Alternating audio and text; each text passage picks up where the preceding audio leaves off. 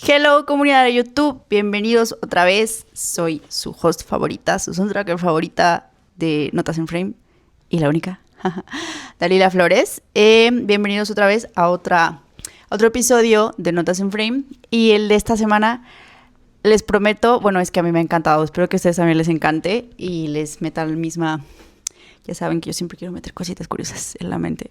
Pero bueno, vamos a ello. El día de hoy vamos a hablar de un soundtrack que tenía guardado en lo más profundo de mi alma y tenía muchas ganas de hablar de él. Me parece que la manera en que se han desarrollado los temas de aquí del podcast de Notas en Frame las últimas semanas, creo que lo coloca ya en un momento, más bien nos coloca en un momento que ya se puede finalmente hablar de este soundtrack.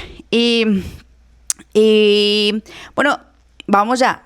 El soundtrack del que les estoy hablando es The Brutalist, que fue aclamado en los diferentes premios, incluyendo el Oscar, que ganó mejor Best Original Score.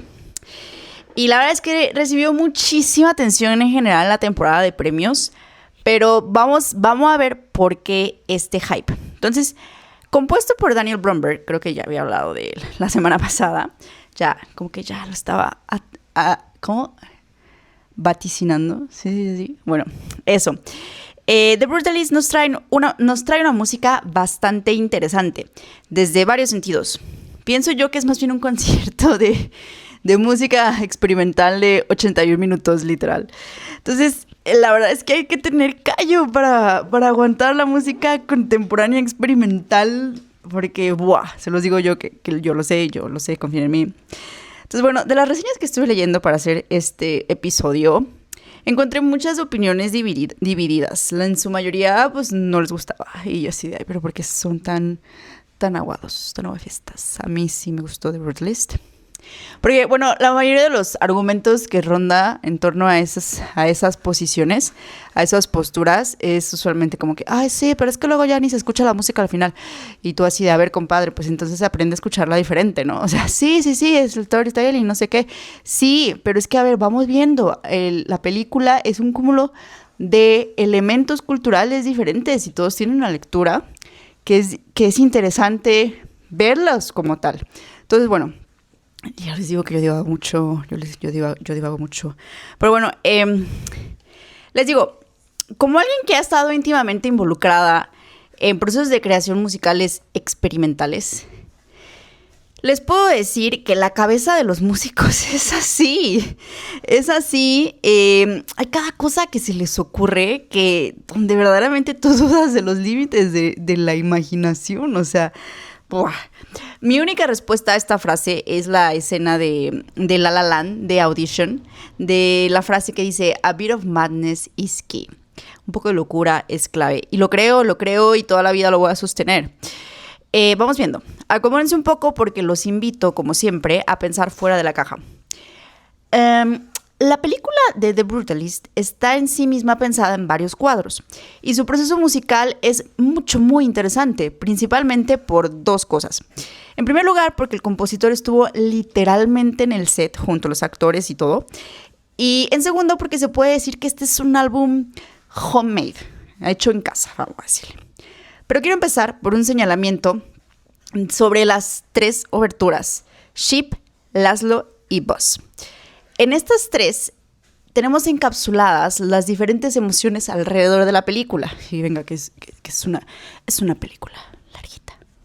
Entonces, es a través de estas piezas que aquellos que comúnmente consumen y catalogan este tipo de música quedarían, pues, satisfechos. Pero lo interesante es pescar las huellas más adelante. Aunque muchos digan esto que les venía contando, ¿no? De que no, es que al final no se escucha la música, no sé qué. Estas piezas son brillantes, a mí me encantan, sobre todo Sheep. Con ese piano preparado y esos metales. A ver, alto, stop. ¿Qué es un piano preparado? Un piano preparado es literalmente cuando abres el piano así. O sea, no esto, porque esto no. O sea, como una caja, como un piano de cola, ¿saben? Abren la caja y le meten utensilios. Le meten tenedores, le meten clavos y hacen sonar las cuerdas. Entonces, eso hace que obviamente la textura del piano cambie. Y por ende todo el producto, ¿no? Nos da algo muchísimo más interesante y mucho más como jugosito, ¿no? Nos refresca las sensaciones, vamos a decirlo. Entonces, fin del paréntesis. El piano preparado y esos metales ya te insinúan que lo que viene es corrosivo y al mismo tiempo glorioso. Algunas personas han dicho que la música desaparece, y yo insisto con esto mucho, que al final no queda huella de esta, pero me gustaría recomendarles, como siempre lo hago en este espacio, que es más enriquecedor mirar la música desde otros puntos, pues en veces el silencio es lo que habla.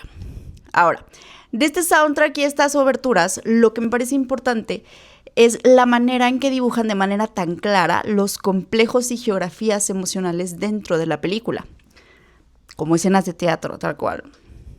Entonces, porque recordemos que en esta película hay como un intermission, que eso es como muy novedoso. Entonces, bueno, en algunas escenas los movimientos de los personajes y de la cámara están coordinados con y desde la música. Ubican la escena del ship, del barco inicial. Ahí estuvo Daniel, ahí en esa escena así como, bueno, vamos a coordinar. Muy lindo él viajando con su pianito portátil. Muy precioso.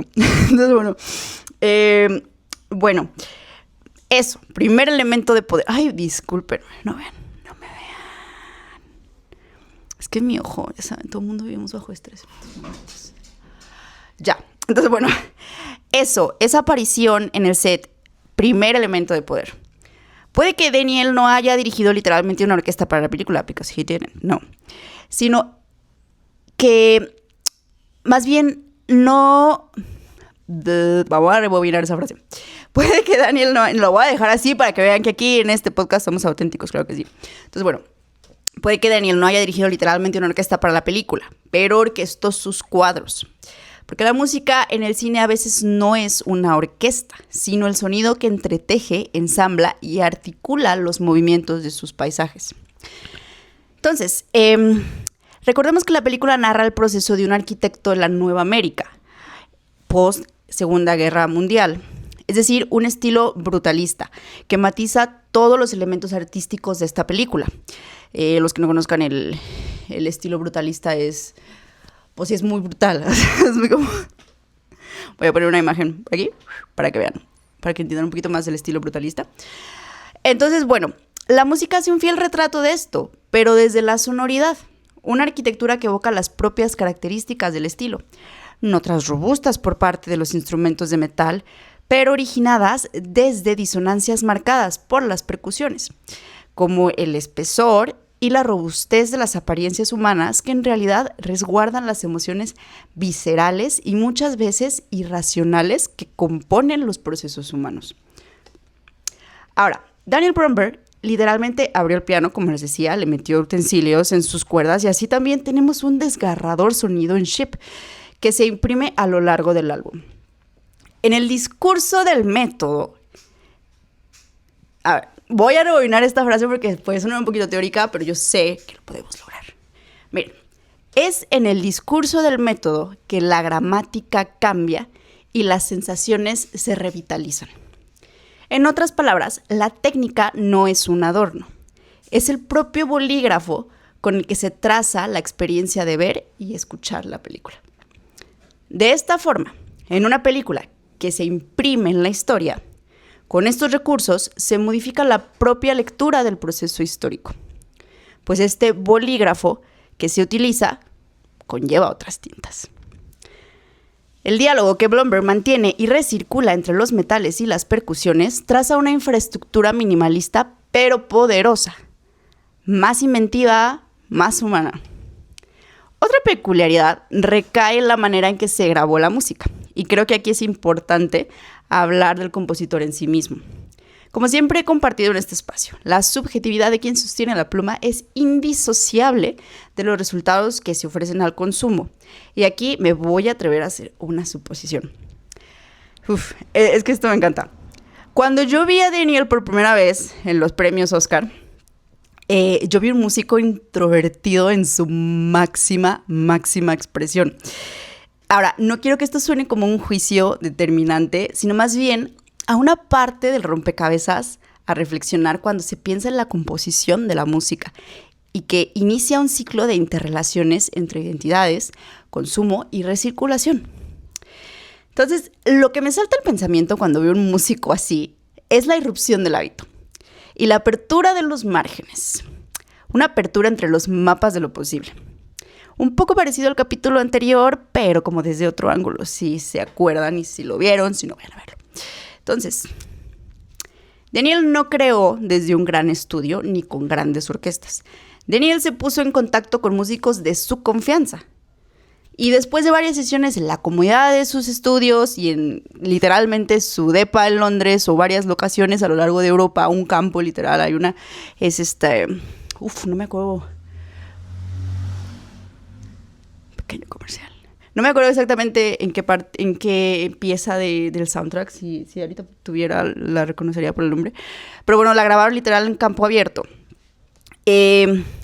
Con eso obtuvimos el score de Brutalist. Y me parece simpático que en varias entrevistas, literal y de manera muy halagadora, le han preguntado, oye, ¿cómo le hiciste sin presupuesto? Y el güey así de, pues me gustó. así me gusta. Entonces, si me preguntan a mí, y ojalá cuando platique con él próximamente lo compruebe, él estuvo mucho más cómodo creando de esta manera. Les puedo postar lo que quieran. Entonces, la pregunta que quiero colocar es, ¿qué nos dice esto? En mi caso personal, creo que la respuesta es que en los lugares más privados, que las instituciones buscan el principio de la expansión. No digo que sean monopolios diabólicos ni nada, sino que desde esas subjetividades disonantes expanden las grietas que pueden redefinir lo colectivo. Y quizá un poco sí, con ella redefinir los mapas a los que ellos tienen acceso a sus terrenos sensibles. Entonces, The Brutalist nos recuerda que lo experimental es un manifiesto, que la música, aún con pocos recursos, gramáticas minimalistas o métodos excéntricos, pueden intervenir en el sentido de las imágenes y levantar estructuras tan potentes como los edificios del brutalismo. Y ahí, justo ahí, es donde radica la verdadera grandeza de la música. ¡Tarán! Sí que sí, o sea, es que sí. Bueno, se los dejo ahí para que piensen esta semana, para que vayan a escuchar el soundtrack del Brutalist si no lo han escuchado, porque bueno, les diría que fueran a ver la película, pero no les voy a engañar, a mí esta película me costó. O sea, es que es demasiado. Pero el soundtrack está increíble, así que vayan a escucharlo, no se olviden de suscribirse al canal y mantener la conversación en las diferentes redes. Estoy como Notas en Frame y los veo por allá y nos encontramos la próxima semana. ¡Chao!